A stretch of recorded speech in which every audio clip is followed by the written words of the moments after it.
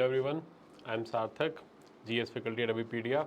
आज आपके लिए एक और अगर अपनी लेक्चर सीरीज़ के अंदर कंटिन्यूएशन के अंदर एक नेक्स्ट लेक्चर आपके लिए लेके आया हूँ, which is the general awareness section for अपना एसएससी एमटीएस एग्ज़ाम। उसके अंदर जनरल अवेयरनेस के अंदर अपना पॉलिटी वाला जो पार्ट है उसका एमरजेंसी प्रोविजंस। आज हम किस पे डील करेंगे? Emergency provisions. Yet another very important topic, बहुत इंपॉर्टेंट टॉपिक है ये।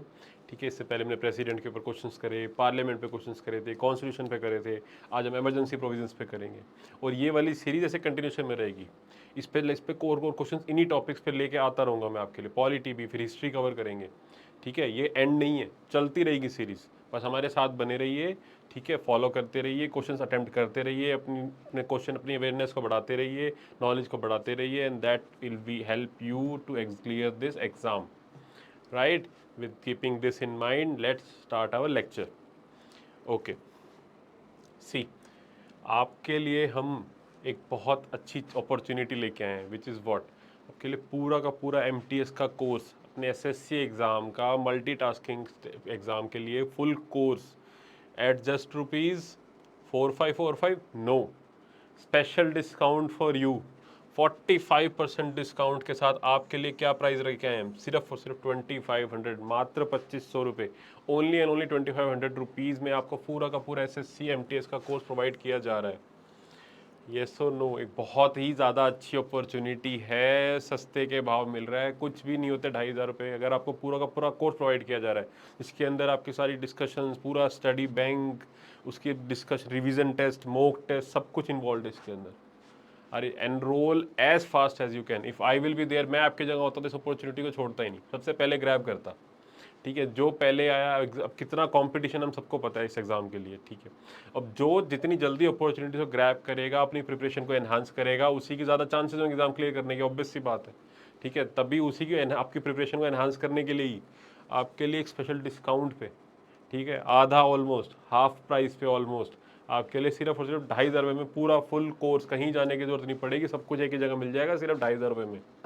और आपको पता है आज की डेट में 2500 रुपये की क्या वैल्यू होती है। ठीक है, so kindly enrol in this test series in full this course. ठीक है, इस कोर्स में एनरोल करें जितनी जल्दी हो सके। ठीक है, अपॉर्चुनिटीज़ ग्रैब करनी चाहिए जब मौका मिले, छोड़नी नहीं होती। जो जागे वही, मतलब जो जितनी जल्दी ग्रैब करेगा ऑब्वियसली उतनी जल्दी उसके चांसेस बढ़ेंगे। ठीक है, with this, keeping this in mind, enrol now. As जब भी मैं आपकी जगह होता मैं तो पोस्ट करता और अभी के भी एनरोल करता। ठीक है, और मैं कोई ये कोर्स बेचने के लिए नहीं कह रहा, आप खुद एनरोल करें। अपने किसी फ्रेंड से जिन्होंने एनरोल कर रखे हैं उनसे रिव्यू भी ले सकते हैं आप। ठीक है, उनसे पूछें, आपको अपने आप रिव्यू मिलेंगे। हमारे जो फैकल्टी मेंबर्स हैं, बहुत ज़्यादा अपनी हार्डवर्क के साथ हमारे स्टडी मटेरियल को प्रिपेयर किया जाता है। जो टेस्ट हैं वो खुद प्रिपेयर करते हैं, क्वेश्चन ढूंढ के, ऐसे कॉपी पेस्ट वाला सीन नहीं चलता। आप खुद एनरोल करें, जिन्होंने करे उनसे रिव्यू ले और फिर करें।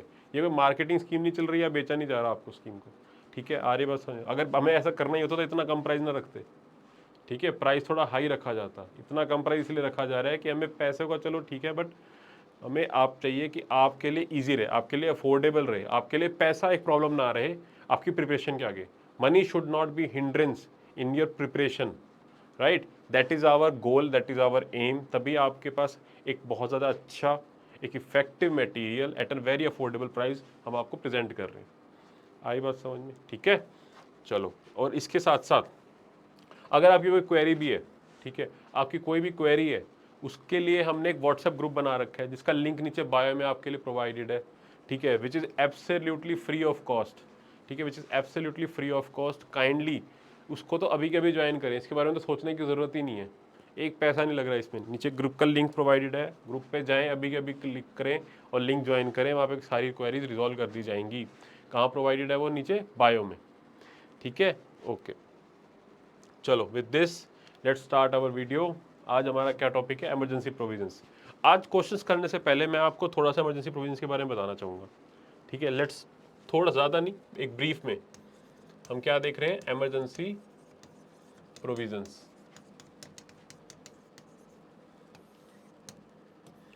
कॉन्स्टिट्यूशन के अंदर इमरजेंसी प्रोविजंस प्रोवाइडेड है हमारे यहाँ पर। ठीक है, जनरली एक डेमोक्रेटिक कंट्री के अंदर इमरजेंसी प्रोविजंस नहीं होते, थोड़े से ये डिफेम्ड भी हैं। ठीक है, इसकी वजह से क्या है कि कहीं ना कहीं बदनामी भी होती है इंडिया की। ठीक है, क्योंकि इस केस में क्या होगा कि जो हमारा फेडरल सिस्टम है, हमारे यहाँ पे क्या चलता है, सेंट्रल गवर्नमेंट और स्टेट गवर्नमेंट चलती हैं अलग अलग, दो लेवल पे चलती हैं। राइट, सेंटर और स्टेट चलता है, सेंटर और स्टेट, ये तो सबको पता है, ठीक है। लेकिन इमरजेंसी के टाइम क्या होता है, स्टेट के पास कोई ज़्यादा पावर नहीं रहती, सब कुछ सेंटर के पास आ जाता है। मतलब ये ड्यूअल से, ये दो चीज़ें जो थी ड्यूअल पॉलिटी से क्या बन जाता है, सब कुछ यूनिटरी, सिंगल, ठीक है। ये इसकी वजह से है।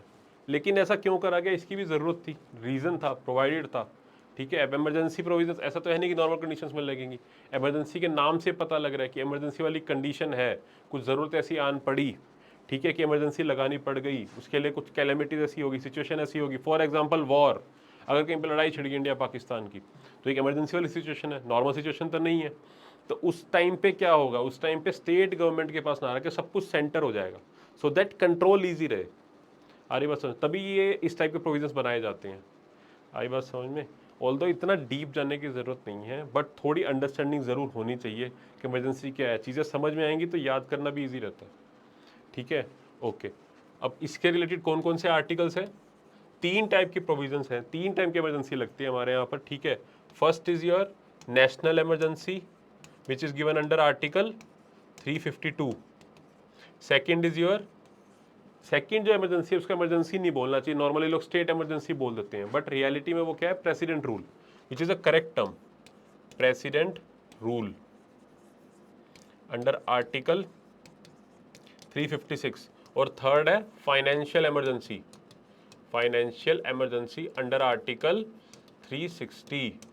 अच्छा, मैंने सेकंड वाले को इमरजेंसी क्यों बोला कि नहीं है emergency, president rule correct term है, रीजन बीइंग देखो नेशनल इमरजेंसी के टाइम क्या होता है, सबसे बड़ा जो इफेक्ट है, इमरजेंसी वर्ड क्यों यूज़ किया जाता है, क्योंकि जो फंडामेंटल राइट है हमारे, जो हमारे मौलिक अधिकार है, ठीक है, वो ही हमसे उसको खींचने की पावर रहती है गवर्नमेंट के पास, कि हमारे पास फंडामेंटल राइट ही नहीं रहते। उसमें कुछ एक्सेप्शंस है, ठीक है, वो देखेंगे क्वेश्चंस के थ्रू आगे फर्दर लेक्चर्स में भी, कि कौन से ऐसे फंडामेंटल राइट है जो कि इमरजेंसी के टाइम भी गवर्नमेंट हमसे नहीं ले सकती। कुछ ऐसे फंडामेंटल राइट हैं जो इमरजेंसी के टाइम भी गवर्नमेंट हमसे नहीं ले सकती, ठीक है। बट मोर और लेस उसके अलावा एक्सेप्शंस को अगर हटा दिया जाए, उसके अलावा सारे के सारे जो फंडामेंटल राइट्स हैं जो हमारे कहाँ पर है, पार्ट 3 के अंदर गिवन है, आर्टिकल 12 से लेकर 35 तक फंडामेंटल राइट्स हैं, राइट। तो उसके अंदर से कुछ एक्सेप्शन, 2-3 फंडामेंटल राइट्स को छोड़ के उसके अलावा सारे के सारे फंडामेंटल राइट को गवर्नमेंट आपसे खींच सकती है अंडर इमरजेंसी, इसलिए उसका इमरजेंसी बोला जाता है, ठीक है, कि आपके फंडामेंटल राइट ही नहीं रहे, दैट्स अ वर्ड। लेकिन आर्टिकल 356 के केस में क्या होगा, यहाँ पर क्या होगा, स्टेट के अंदर जब इमरजेंसी सो कॉल्ड लगती है, वहां पर फंडामेंटल राइट पे कोई इफेक्ट नहीं पड़ता, इस आर्टिकल 356 के अंडर कोई फंडामेंटल राइट आपसे नहीं खींचा जाता। दैट इज द रीजन इसको स्टेट इमरजेंसी नहीं बोलना चाहिए, कई लोग इसको स्टेट इमरजेंसी भी बोल देते हैं, लेकिन ये president rule is the correct term. Emergency क्यों नहीं है, क्योंकि आर्टिकल 356 जब अप्लाई होता है तो फंडामेंटल राइट्स पे कोई इफेक्ट नहीं पड़ता, फंडामेंटल राइट्स आपके इंटैक्ट रहते हैं। आई बात समझ में। और फाइनेंशियल इमरजेंसी के केस में यस, इस केस में आपके फंडामेंटल राइट पे इफेक्ट पड़ता है, ठीक है, क्लियर है, आ रही बात समझ में। ओके, इतनी सी चीज़ों को ध्यान में रखते हुए कि तीन टाइप की इमरजेंसी है under article 352, article 356 and article 360, ठीक है। नेशनल इमरजेंसी, प्रेसिडेंट रूल और फाइनेंशियल इमरजेंसी, इतना ध्यान रखते हुए आगे बढ़ते हैं, फिर क्वेश्चंस के थ्रू पढ़ेंगे। अब अपनी सीरीज यही है, ठीक है, पॉलिटी थ्रू MCQ। ओके, चलो with this let's do our first question. एक बार रिपीट कर दूं ड्रिल कैसे करते हैं हम, क्वेश्चन हमारे कैसे प्रैक्टिस चलती है, वीडियो कैसे प्रोसीड होती है। अब वीडियो को पॉज करेंगे, आंसर करेंगे, फिर चेक करने, फिर उसके बाद प्ले करेंगे, अपने आप करना पहले अटेम्प्ट, सीधा प्ले नहीं करता, ठीक है। पहले थोड़ी सी माइंड बॉगलिंग होनी चाहिए, पहले खुद का थोड़ा दिमाग लगाना है, उसके बाद आगे बढ़ना है, ठीक है। ओके, चलो first question. Emergency provisions of the Indian constitution have been borrowed from. Emergency provisions हमारे जो इंडियन कॉन्स्टिट्यूशन में कौन सी कंट्री से, कौन सी कंट्री कॉन्स्टिट्यूशन से हमने बोरो करे हैं, वहाँ से इंस्पायर्ड है, बेसिकली बोरो वर्ड नहीं करेक्ट है वैसे, इंस्पायर्ड है, ठीक है। तो ऑप्शंस होंगे इसके, A Germany, B Japan, C USSR और डी USA, ठीक है। तो pause the video, attempt the question, but I will continue, ठीक है। तो क्या आंसर होगा, इसका आंसर है ए जर्मनी, ठीक है। इमरजेंसी प्रोविजंस कहाँ से इंस्पायर्ड है, जर्मनी से। अच्छा क्वेश्चन है, इंपॉर्टेंट क्वेश्चन है, आपके पेपर में बिल्कुल आने के पूरे पूरे चांसेस हैं। डायरेक्टली ऐसे आ सकता है कि इमरजेंसी प्रोविजंस कहाँ से इंस्पायर्ड है, जर्मनी से, ठीक है। कॉन्स्टिट्यूशन के अंदर जो भी फीचर्स हैं वो जहाँ जहाँ जो उनसी कंट्री से बोरो किए गए हैं, ये वाली क्वेश्चन अपने आप में बहुत इंपॉर्टेंट है, ठीक है, हम इन सबको क्वेश्चंस के साथ साथ डील करते रहेंगे, जैसे जैसे क्वेश्चन आएंगे we will be able to learn them also. ठीक है, ओके। बट इससे पहले आप मेरे को कमेंट सेक्शन में एक क्वेश्चन का आंसर देंगे। You will be giving answer for one question in the comment section which is what. ठीक है, वो क्वेश्चन मैं आपसे लास्ट में पूछूंगा। ठीक है, at the end of the video I will ask you one question and you will be providing the answer for that question in the comment section. Previous video से क्वेश्चन पूछेंगे। ठीक है, ओके। चलो second see, answer is A. Next question, how many types of emergencies are there in the constitution of India. I hope इसका answer सबको पता होगा। ठीक है, हाउ मेनी, कितने टाइप्स की इमरजेंसी हैं, अभी हमने स्टार्टिंग में भी वैसे देख लिया इसको, इसका आंसर। ठीक है, so pause the video, attempt the question, I want answer from all of you. ठीक है, so answer for this question will be B. 3 types of emergency कौन कौन सी हैं हमने देख लिया। A national emergency, B president rule, और जिसको स्टेट इमरजेंसी बोल देता जाता है जो कि इनकरेक्ट टर्म है, एंड सी फाइनेंशियल इमरजेंसी। ठीक है, only 3 types of emergencies are there in the constitution of India. Okay, so the answer for this question will be B. Okay, next question, which among the following articles gives the power to the central government to take preemptive action to protect any state against external aggression and internal disturbances। अच्छा question है ये। ठीक है, pause the video, try to answer this question अगर आपको पता है तो। ठीक है, कोई बात नहीं पता तो I will tell you, don't worry. ठीक है, options are A article 355, B article 356, C article 358 and D article 359। ठीक है, तो ये क्या बताइए, बेसिकली जो क्वेश्चन है ना, ये क्वेश्चन ना आपसे पूछ रहा है किसके बारे में, आर्टिकल मतलब प्रेसिडेंट रूल के बारे में पूछा हुआ है। ठीक है, आर्टिकल 356 के बारे में पूछा हुआ है, लेकिन आपका क्वेश्चन आपसे पूछ रहा है कि आर्टिकल 356 जो अप्लाई हो रहा है उसका बेसिस क्या है। ठीक है, उसका बेसिस है आर्टिकल 355। ठीक है, सो इस क्वेश्चन का आंसर भी आर्टिकल 355 है। कैसे, अभी देखते हैं। ठीक है, ओके, सी देखो आर्टिकल 355 में क्या लिखा हुआ है। आर्टिकल 355 में लिखा हुआ है कि ये सेंटर की ड्यूटी है। ठीक है, it is the duty of the centre, duty of the centre, centre मतलब सेंट्रल गवर्नमेंट। ठीक है, सेंट्रल गवर्नमेंट की ड्यूटी है क्या, टू एंश्योर, ये जरूर एंश्योर करना है कि जो स्टेट्स हैं, ठीक है, जो स्टेट गवर्नमेंट्स हैं, जो स्टेट है अपनी स्टेट की जो पॉलिटी है वो कॉन्स्टिट्यूशनल प्रोविजंस को फॉलो करती रहे और उसके अंदर उसके दायरे में ही काम करे, उसके बाहर ना जाए। ठीक है, it should follow constitutional provisions. और इसका मतलब क्या है कि जो स्टेट जो है वहाँ पर एक्सटर्नल एग्रेशन ना हो और इंटरनल डिस्टर्बेंस ना क्रिएट हो रही हो, तभी तो वो काम कर पाएंगे। एक्सटर्नल एग्रेशन ना हो मतलब वहाँ पे अंदर सिविल वॉर वाली सिचुएशन ना हो, ढंग से काम करें, लड़ाई ना हो रही हो, अंदर अंदर पीसफुली सब कुछ चले। ये किसकी ड्यूटी है, सेंटर की। और ये कहाँ लिखा हुआ है, आर्टिकल 355। आर्टिकल 355 के अंदर लिखा हुआ है ये कि सेंटर की ड्यूटी है इंश्योर करना कि स्टेट जो है वो कॉन्स्टिट्यूशनल प्रोविजंस के अंडर रहे, कॉन्स्टिट्यूशन के अकॉर्डिंग ही काम करती रहे, according to the law work करे, और वहाँ पर कोई एक्सटर्नल एग्रेशन ना हो, इंटरनल डिस्टर्बेंसेस ना क्रिएट हो रखी हूँ। आ रही बात समझ में, ये बनता है कॉज। अगर ऐसा नहीं होगा, अगर मान लो स्टेट के अंदर सिचुएशन नहीं कंट्रोल हो पा रही, वहाँ पर स्टेट जो है कॉन्स्टिट्यूशनल प्रोविजन के अंडर नहीं काम कर रहा, तो सेंटर के पास पावर होएगी टू अप्लाई आर्टिकल 356।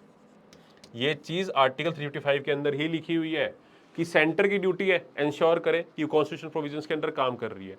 अगर वो स्टेट जो है वो कॉन्स्टिट्यूशनल प्रोविजंस के अंडर काम नहीं कर रही, उसके दायरे से बाहर जा रही हैं, तो in that case centre has the power to apply article 356। President rule लग जाएगा, सेंटर के कंट्रोल में आ जाएगी स्टेट गवर्नमेंट। आई बात समझ में, कैसे आर्टिकल 355 बना, cause of article 356। I hope इतनी चीज समझ में आ गई होगी। ठीक है, with this let's deal in our question. तो आंसर क्या होगा इसका, see again the question, which among the following articles give the power to the central government to take preemptive actions to protect any state against external aggression and internal disturbances.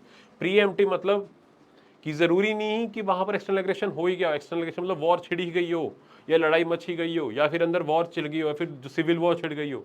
अगर state को लगे ऐसा कि वहां पर ऐसा हो सकता है, ठीक है, कि वहां पर एक्सटर्नल एग्रेशन क्रिएट हो सकती है, सिचुएशन ऐसी बन रही है, तो उससे पहले ही so prevention is better than cure वाली चीज सुनी होगी सबने, तो क्योर की जगह प्रिवेंशन ही एक प्रिवेंटिव मेजर है ये, कि इससे पहले कि वहां पे ऐसे कुछ उल्टा काम हो, उससे पहले ही कंट्रोल कर लिया जाए सिचुएशन को और प्रेसिडेंट रूल लगा दिया जाए।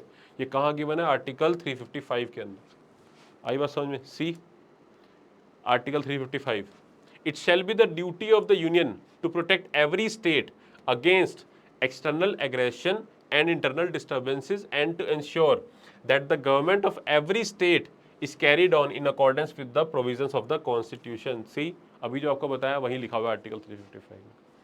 आई होप इतनी बात समझ में आ गई होगी, ठीक है। If not you can still ask this question in the comment section. आप कमेंट सेक्शन में आप मुझसे पूछ सकते हैं। अगर आपको अभी भी नहीं समझ में आया, कोई भी डाउट है, तो आप कमेंट सेक्शन में बिल्कुल अपना डाउट मेरे से ले सकते हैं। डोंट वरी अबाउट इट, ठीक है। चलो नेक्स्ट क्वेश्चन। सी एमटीएस में पूछा हुआ क्वेश्चन है ये तो। Which article of the Indian constitution contains the provisions of the national emergency? Very important and very easy question, ठीक है। Pause the video, attempt the question, ठीक है। ये आपसे क्या पूछ रहा है कि इमरजेंसी, जो नेशनल इमरजेंसी, तीन टाइप की इमरजेंसी देखी हमने, नेशनल इमरजेंसी, प्रेसिडेंट रूल और फाइनेंशियल इमरजेंसी। तो नेशनल इमरजेंसी कौन से आर्टिकल के अंदर दी हुई है, ये भी हमने स्टार्टिंग में डील कर चुके हैं, ठीक है। तो क्या आंसर होगा इसका? इसका आंसर होगा आर्टिकल 352 ऑप्शन ए। आर्टिकल 352 किससे डील कर रहा है? नेशनल इमरजेंसी से, ठीक है। स्ट्रेट फॉरवर्ड क्वेश्चन है, okay. So the answer this question will be A. See article 352 आपके लिए मैंने यहाँ पे प्रोवाइड कर रखा है, आप इसका स्क्रीनशॉट लेके पढ़ सकते हैं। जो हमने देखा है वही सब है, ठीक है। फर्दर क्वेश्चंस में देखते चले जाएंगे, ठीक है, ओके। यहाँ पर वैसे क्या लिखा हुआ है, ठीक है, चलो देख ही लेते हैं एक बार, ठीक है। एक बार आपको शॉर्ट में फिर भी एक बार बता ही देता हूँ आर्टिकल 352 के बारे में, ठीक है। आर्टिकल 352 ये क्या चीज़ है? नेशनल इमरजेंसी, ठीक है। नेशनल इमरजेंसी, नेशनल इमरजेंसी के केस में क्या होगा कि जो स्टेट है, ठीक है, वो सारी की सारी क्या बन जाएगी? एक सेंटर के हाथ में आ जाएगी, यूनियन के कंट्रोल में आ जाती है, ठीक है। अब लेकिन सबसे पहले से क्या देखेंगे? कॉज, कि कॉज क्या क्या होते हैं, किस कंडीशन में लगा सकते हैं नेशनल इमरजेंसी। इसके दो कॉज होते हैं, ठीक है। पहला, या तो वॉर की सिचुएशन हो या फिर एक्सटर्नल एग्रेशन। अभी बताता हूँ क्या क्या चीज़ें हैं ये, ठीक है, ठीक है। और दूसरा कॉज क्या होता है? दूसरा कॉज होता है आर्म्ड रिबेलियन, आर्म्ड रिबेलियन। ये दो कंडीशंस होते हैं जिस केस में नेशनल इमरजेंसी लगा सकते हैं सेंटर। कौन लगाएगा? प्रेसिडेंट। प्रेसिडेंट प्रोक्लेम करते हैं national emergency. Who can proclaim national emergency? President, right. कौन सी कंडीशंस में? या तो वॉर एक्सटर्नल एग्रेशन कंडीशन हो या फिर आर्म्ड रिबेलियन। अब यहाँ पर एक वर्ड आ गया एक्सटर्नल एग्रेशन। एक्सटर्नल एग्रेशन का क्या मतलब होता है कि एक तो होगा वॉर की कंप्लीट लड़ाई छिड़ी गई, फ्रंटियर पे, बॉर्डर पे वो सोल्जर्स इकट्ठे हुए, इस कंट्री के दूसरे कंट्री के, और आपस में लड़ाई हो ही गई। एक्सटर्नल एग्रेशन का मतलब है कि लाइक इंडिया चाइना का चलता रहता है ना, ठीक है, कि भाई लड़ाई किसी भी टाइम हो सकती है, तो उससे पहले वाले केसेस में थोड़े थोड़े चलता रहता है लड़ाई, हल्की फुल्की। वो वाली सिचुएशन जो होती है उसको एक्सटर्नल एग्रेशन बोलते हैं, राइट। तो ऐसी सिचुएशन के अंदर भी इमरजेंसी अप्लाई करी जा सकती है, कि वॉर से पहले भी, जस्ट पहले भी, कि वॉर से पहले ही लगा दी, एक तरीके से सिचुएशन ऐसी बन गई थी, ठीक है। उस कंडीशन में इमरजेंसी लग सकती है। इन दोनों को क्या बोलते हैं? अगर इस बेसिस पे लगे इमरजेंसी, वॉर एक्सटर्नल पे, इसको बोला जाता है external emergency, external emergency. Clear है, ठीक है। और आर्म्ड रिबेलियन मतलब अगर इंटरनल, डोमेस्टिकल, इंडिया के अंदर ही लेट से अगर लोग हथियार लेके खड़े हो गए, इंडियन से हथियार लेके खड़े हो गए गवर्नमेंट के अगेंस्ट, ठीक है, और रिबेल कर दिया, आर्म्ड रिबेलियन, हथियार ले पे, वैसे नहीं बिना हथियार के, वायलेंट, सिर्फ अगर वायलेंट वे में, वायलेंट होंगे, अहिंसक हो, सॉरी हिंसक होंगे तभी। लेकिन अगर अहिंसा मतलब पीसफुली कर रहे हैं, ठीक है, विदाउट एनी आर्म्स कर रहे हैं, तब उस केस में नेशनल इमरजेंसी नहीं लगती। ये सिर्फ और सिर्फ आर्म्ड रिबेलियन के केस में, इसको क्या बोला जाता है? इंटरनल इमरजेंसी, ठीक है। ये दो कंडीशंस होती हैं, ठीक है। आई होप इतना समझ में आ गया होगा। कौन डिक्लेयर करेगा? प्रेसिडेंट, ठीक है। अब इसका प्रोसीजर क्या होता है वो आगे क्वेश्चंस के थ्रू करेंगे, ठीक है। अभी के लिए इतना बहुत है, ओके। चलो next question. Who is empowered to declare national emergency under article 352? अभी बताया मैंने, ठीक है। तो pause the video, answer the question. Option हैं आपके, A parliament, B prime minister, C chief justice and D president of India. So the correct answer क्या होगा इसका? इसका आंसर होगा डी, प्रेसिडेंट ऑफ इंडिया। अभी बताया मैंने कौन प्रोक्लेम करता है इमरजेंसी? President, right. आई होप इतना समझ में आ रहा होगा अभी तक, ठीक है। Okay, see answer D, president of India. Next question, which of the following are the grounds on which national emergency can be declared? किन ग्राउंड्स पर नेशनल इमरजेंसी लगाते हैं अभी बताया है, ठीक है। ऑप्शन ए, मतलब फर्स्ट ऑप्शन क्या है, external aggression, internal disturbances, armed rebellion और कम्युनल राइट्स, ठीक है। इनमें से करेक्ट ऑप्शन चूज करना है, ठीक है। So pause the video, attempt the question, I will continue, ठीक है। चलो एक एक करके देखते हैं। एक्सटर्नल एग्रेशन, यस, अभी देखा है, ठीक है। इंटरनल डिस्टर्बेंसेस, नो, ऐसा कुछ नहीं था। Armed rebellion, yes. Communal riots, no, nothing like that, ठीक है। तो answer for this question will be only 1 and 3, option number D. Okay, I hope इतना समझ में आया होगा, ठीक। आंसर क्या है इसका, D. Okay, next question, on which basis the president can not, देखो ऑप्शन क्वेश्चन में क्या पूछा हुआ है आपसे, जरा इस पर हमेशा फोकस किया करो कि कैन इनकरेक्ट पूछा है कि करेक्ट पूछा है, ठीक है। यहाँ पे क्या पूछा है, can not declare national emergency, किस बेसिस पे प्रेसिडेंट नेशनल इमरजेंसी डिक्लेयर नहीं कर सकता। इससे पिछले में क्या पूछा हुआ था, किसमें किस कंडीशन पे डिक्लेयर कर सकते हैं वो, आई बात समझ में, ये सीजीएल में पूछा हुआ क्वेश्चन है, ठीक है। तो ऑप्शन क्या है, option A war, B external attack, C threat to internal peace and D armed rebellion. इनमें से किस में नहीं कर सकता। Pause the video, attempt the question, but I will continue. See अभी हमने देखा है, वॉर के बेस पे हो सकता है, यस। एक्सटर्नल अटैक पे हो सकता है, यस। एक्सटर्नल एग्रेशन और एक्सटर्नल अटैक एक ही बात है, ठीक है। C threat to internal peace, no, ऐसा कुछ नहीं है। Armed rebellion, yes. So the correct answer क्या होगा इसका, option C, threat to internal peace. C 44th amendment से पहले ना, देखो इनिशियली जब इमरजेंसी प्रोविजन कॉन्स्टिट्यूशन बना था, उस टाइम पे जो प्रोविजंस थे, जो कंडीशंस थी नेशनल इमरजेंसी लगाने की, उस टाइम पे दो ही कंडीशन होती थी, ठीक है। एक तो वही वॉर एक्सटर्नल एग्रेशन वाली, ठीक है, और सेकंड थी इंटरनल डिस्टर्बेंस, उस टाइम थी internal disturbance. In fact Indira Gandhi ji ने जो नेशनल इमरजेंसी लगाई थी 1975 में, 1975 में जो इमरजेंसी लगाई थी, वो इसी कंडीशन पे, इसी बेसिस पे लगाई थी, इंटरनल डिस्टर्बेंस के बेसिस पे, ठीक है। बट इसको 44th अमेंडमेंट से, जब जैसी इमरजेंसी हटी, इसको 44th अमेंडमेंट से 1978 के अंदर जो 44th अमेंडमेंट आया था, ठीक है, उसके थ्रू इस प्रोविजन को चेंज करके, इंटरनल डिस्टर्बेंस को चेंज करके क्या कर दिया गया था, आर्म्ड रिबेलियन की, जब अगर सिर्फ हथियार उठाएंगे तभी, ठीक है। आ रही बात समझ में। अगर ये क्वेश्चन 1978 से पहले आपसे पूछा जाता कि इन चारों में से, अगर 1978 से पहले आपसे मैं ये क्वेश्चन पूछता कि इन चारों में से कौन सा कंडीशन नहीं है, कौन सा कॉज नहीं है, तब आंसर होता डी। लेकिन अब आफ्टर 44th अमेंडमेंट 1978, ठीक है, आंसर क्या होगा इसका, सी, ठीक है।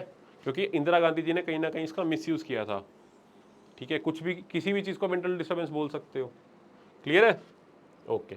सी आंसर क्या इसका, C. Okay, next question, when was the word armed rebellion added to the constitution to declare a national emergency, अभी बताया मैंने, ठीक है। Pause the video, attempt the question, ठीक है।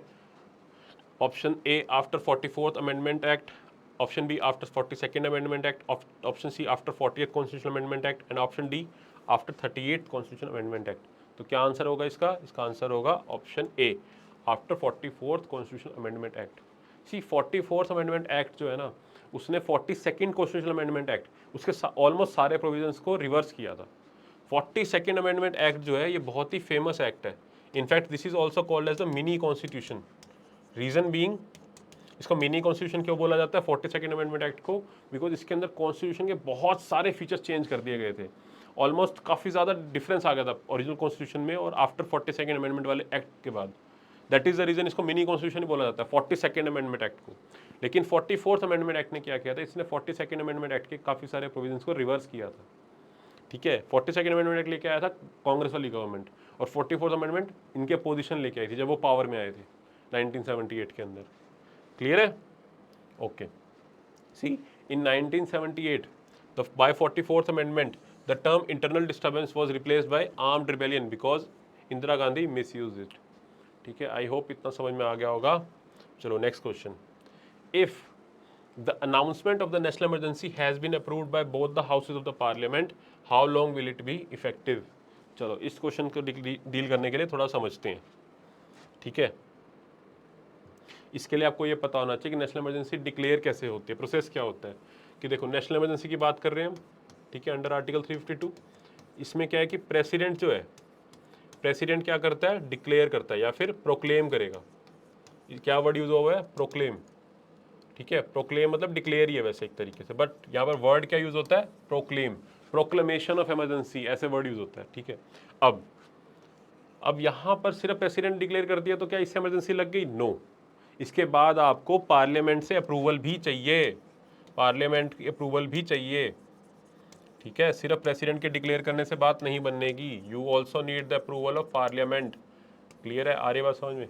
अब पार्लियामेंट्री अप्रूवल चाहिए, उसके लिए क्या प्रोसीजर है, तो by both the houses, Lok Sabha as well as Rajya Sabha, ठीक है, by both the houses, Lok Sabha as well as Rajya Sabha, दोनों के अंदर, ठीक है, दोनों के अंदर क्या चीज, by special majority, by special majority. और एक और चीज, प्रेसिडेंट के डिक्लेयर करने के बाद, प्रेसिडेंट ने जिस दिन डिक्लेयर कर दिया उसके बाद विद इन 1 मंथ, उसके with in 1 month, with in declare करने के बाद विद इन 1 मंथ, 1 महीने के अंदर अंदर ही ये पार्लियामेंट्री अप्रूवल लेना होगा।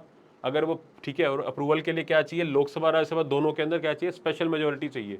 अभी मेजोरिटी क्या होती है आगे देखेंगे, स्पेशल मेजोरिटी एक्जैक्टली है क्या, फर्दर लेक्चर्स में आपको बताता रहूंगा जैसे जैसे लेक्चर आगे प्रोसीड करेंगे, ठीक है। बट अभी के लिए जान लो कि स्पेशल टाइप की मेजोरिटी है, डिफरेंट काइंड ऑफ मेजोरिटी है।